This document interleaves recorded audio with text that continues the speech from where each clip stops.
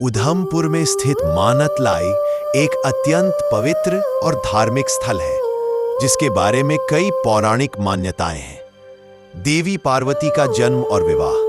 पौराणिक कथाओं के अनुसार मानतलाई वह स्थान है जहां देवी पार्वती का जन्म हुआ था और यहीं पर उनका विवाह भगवान शिव के साथ संपन्न हुआ था। यहाँ एक प्राचीन कुंड तालाब है जिसके बारे में माना जाता है कि यह शिव पार्वती के विवाह के समय होमा कुंड, पवित्र अग्नि कुंड के रूप में इस्तेमाल हुआ था। स्थानीय भाषा में मानत औषधीय जड़ी बूटी और तलाई कुंड तालाब के मेल से इसका नाम मानतलाई पड़ा। अपर्णेश्वर महादेव मंदिर, अपर्णेश्वर महादेव टेम्पल कुंड के पास ही अपर्णेश्वर महादेव मंदिर स्थित है, जहां मुख्य रूप से शिवलिंगम की पूजा होती है। इस मंदिर को पार्वती के तपस्या स्थल के रूप में भी जाना जाता है।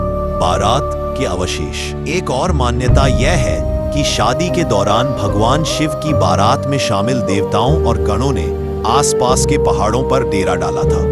खुदाई में निकलने वाले मिट्टी के बर्तनों के टुकड़ों को इसी बारात के सामान के अवशेष माना जाता है।